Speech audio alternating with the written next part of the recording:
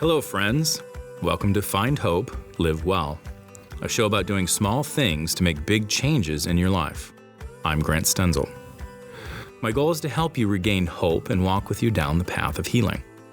Through my experience as a licensed clinical professional counselor and former pastor, I enjoy helping individuals and families navigate through mental health issues.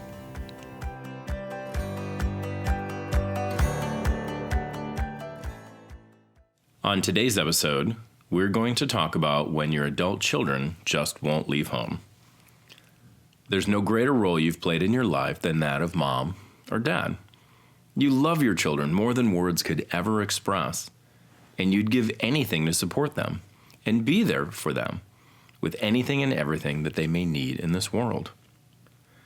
But what you don't foresee when looking into the eyes of your newborn years ago is that giving them anything and everything would last for years, many years, through college, after college.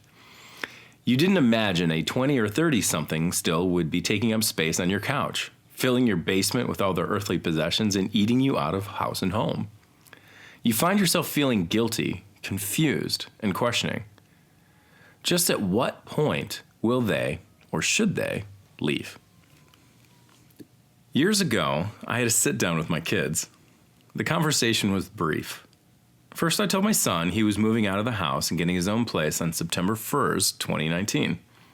Then I let my daughter know she was on her own on September 1st, 2023. Why September 1st? It was a few months after the respective college graduations. September 1st, kids, mark it on your calendar. You're out of here. I love both of you so much. I'm in awe of who you've become. Please drop by anytime.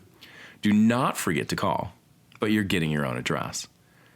That conversation may sound callous, it may sound mean, but believe me on this one, it was one of the most loving things I could do for my kids. And by the way, it sure beats the alternative. All over the country, 20-somethings and 30-somethings are still living at home. And why not? Their bills are covered, they do hardly any chores, and their free time is spent ingesting food, entertainment, and substances they desire. Can you blame them? Their parents do everything for them. A job? Nah. Responsibility? Please. It's all taken care of. There are exceptions, of course. Some kids have disabilities, illnesses, or addictions that require them to live with their parents as adults. But most of these full-grown adults suffer from a clear case of failure to launch syndrome. And the surprising thing is, they're often not the ones to blame. It's a difficult truth. Parents are typically responsible. Some parents worry endlessly about their children. If she lived on her own, she wouldn't make it, they think. Drugs, alcohol, death. No, thank you. She'll stay here. Other parents want their adult children around. An empty house is essentially their worst nightmare. They've devoted the prime of their adulthood to their kids, so if they flew the coop, why now? Often, their entire identity is wrapped up in their offspring. Coming to terms with that is a scary prospect. Finally, many parents just want their kids out of the house. Like yesterday. Enough is enough. The problem is they're in a massive rut that took decades to carve. They've done everything for their children since birth. Problem? I'll solve it. Homework? I'll do it. Chores, jobs, life skills? Oh, honey, don't worry about that. Leave it to us. My generation makes fun of millennials all the time, but we're the ones who created them. So who's really to blame? What is the message you're sending to your child if you don't ask them for responsibility or rent? When you just take care of them, no questions asked. Is that unconditional love? Maybe. But I'd argue it sends the signal to your children you don't believe they're able to do life on their own.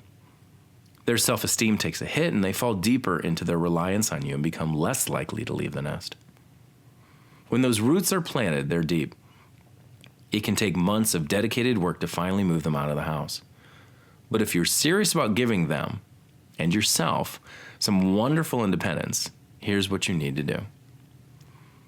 Step 1, the talk. Drop the ultimatum. You have 1 year to move out. Now, what we want to do with the talk is be careful. is you don't want to go too long. You don't want a long lecture. You don't want to blame. You don't want to cause shame. You don't want to get into why that they haven't moved out. You simply want to say, you have 1 year to move out, and we're going to help you figure out how to do that. Step 2, the plan. Tell them how they'll get there with more responsibility and more deadlines. You're going to help them be accountable for each step of helping them create independence and move out of the house. Step 3, the deliverables. Some possibilities include you will apply for 5 jobs per week. You will pay rent. You will do yard work, dishes, and take out the trash. You will cook breakfast and dinner on Wednesdays.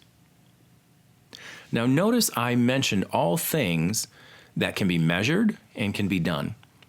I did not say you will get a job in 3 weeks, because someone may or may not be able to get a job in 3 weeks. But you can measure, and definitely do, is apply for 3 jobs or apply for 5 jobs. So we want to talk about the actions that they are responsible for.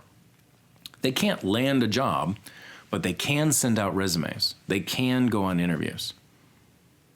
Step 4, let them do it.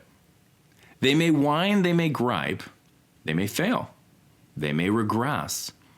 Don't step in and do the work for them. Do not waver, be strong. Stick to the move-out date and stick to the deliverables you established. We want to believe in our children, and we want our children to believe in themselves.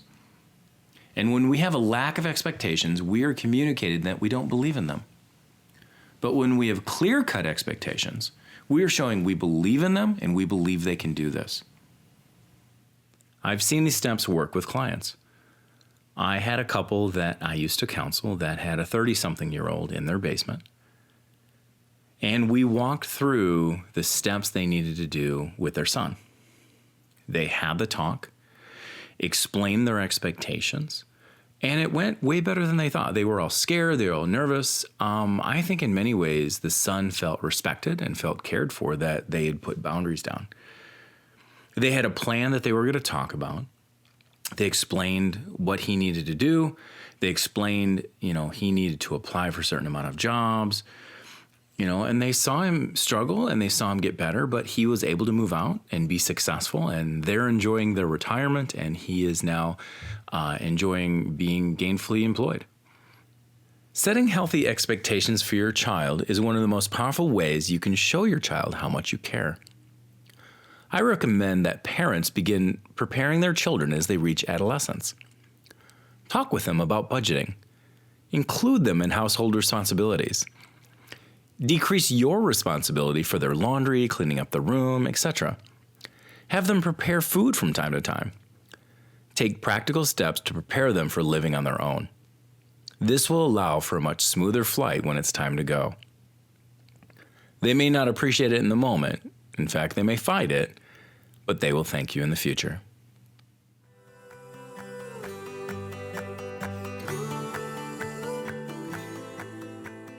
That's going to do it for today's episode. Visit stenzelclinical.com/news for helpful tips on parenting, relationships, managing anxiety, battling depression, and more. You can also find us on social media with the handle @StenzelClinical. If you enjoyed our show, please be sure to leave a review. As always, thank you for listening.